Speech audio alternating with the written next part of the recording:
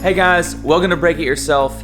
Today I'm going to show you my method, which I think is the easiest method, to making faux beams. There's a lot of different ones out there. I think this one yields the best results as far as making the faux beam look like a solid piece of wood, like an actual beam. So stick around.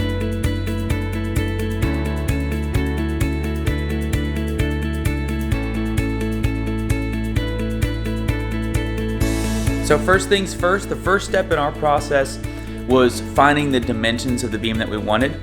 I already did this beam last weekend, and so today I'm going to be doing, you'll see these gaps in the ceiling. Those were intentionally left because we knew they'd be covered by these beams that I'm going to be making today. So we decided on 8 inches deep by 6 inches wide. So my first step in the process is going to be ripping down the boards that I bought. And for my faux beams, I just bought 1x. So I think I got 1x12s and 1x8s is what I have. And I'm going to rip those down to 8 inches for the depth and then 6 inches for the width. I understand these are 3/4 of an inch thick, and you might be thinking, well, doesn't one of them have to account for that 3/4 of an inch? Just bear with me for now. We're gonna rip them down to 6 inches and 8 inches. So that'll be the first step. And then we'll actually cut them to length. This length in the ceiling here, I believe is 11 feet, but I'll double check all 4 that I have just to make sure. And we'll go ahead after we rip them down, we'll then cut them to the length that they need to be. And then I'll show you how we assemble them and how we make it look like one solid beam.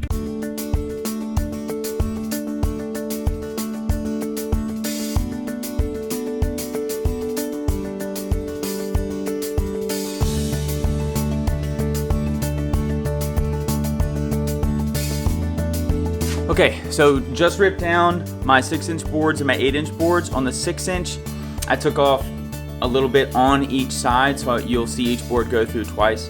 On the ones that I was ripping down to 8 inches, on some of them, I was able to just take the full width off of one side to get to 8 inches, and then I think on the last 2 or 3, I took a little bit off each side. Had really good heartwood in the middle, and so I didn't want to cut any of that off, so I took some off on each side. So now I'm gonna measure my distances inside. I believe it's 11 feet, and then we're gonna cut them all to length on the miter saw. And then after that, we'll move back to the table saw, put our dado blade on, and then I'll show you exactly how I plan to do this kind of U-shaped faux beam.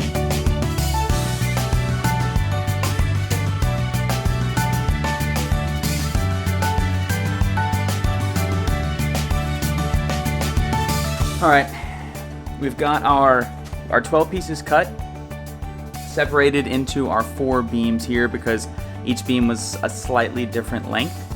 So now that they're all cut, what we're going to do is we're going to have the side pieces that we're not going to touch. So those are done.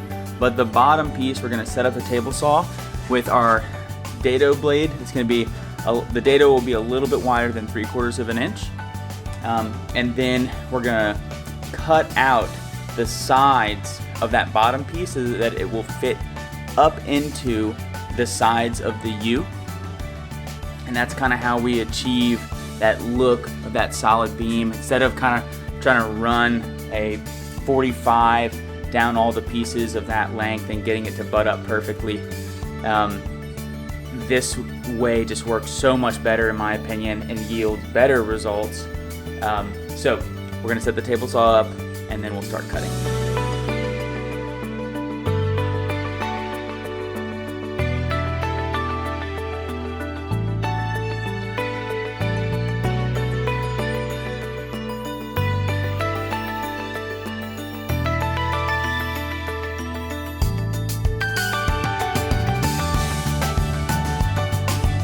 That was very slow going.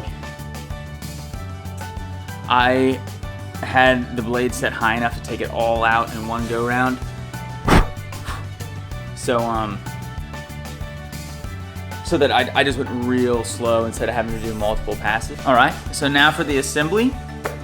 I just did this out of scraps to show you. What I'm gonna do is I'm gonna take 1 1/4 brad nails and I'm gonna go along the side and get this all flushed up put some nails in there, and then come back and nail along here.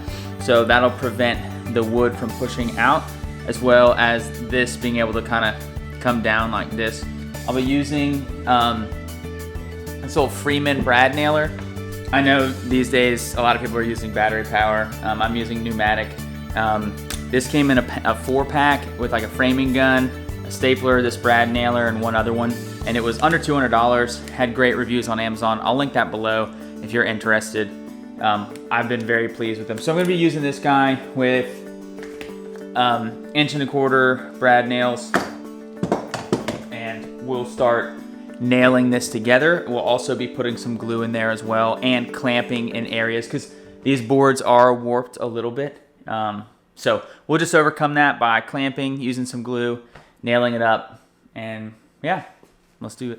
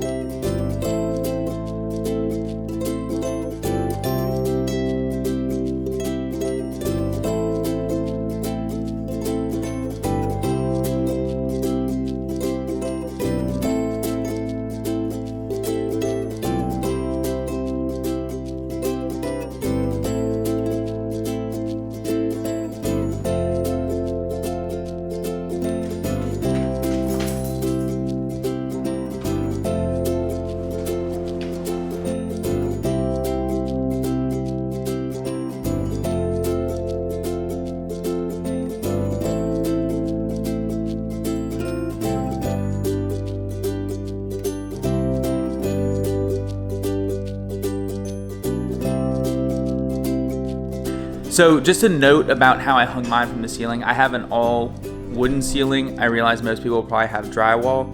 So what you'll have to do is block between the ceiling joists and then screw down through that into the beam or into the blocking that you put inside of the beam, and that's how you'll attach it to the ceiling. That's what I did. I blocked in between, even though I didn't really need to. I had the blocking that I showed inside of the beam, and then I had long screws from the ceiling that I screwed down through the blocking into the blocking inside of the beam, and that kind of like pulled it up tight against the ceiling. So to each their own. You might have a better method than that that's easier. That's just what I thought. That's what worked for me. As you can see now behind me, we didn't stain these yet.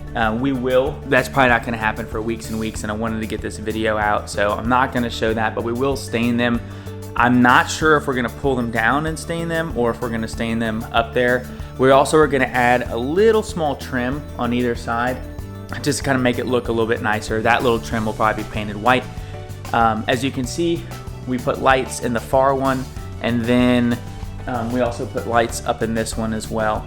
And I think that came out really, really well.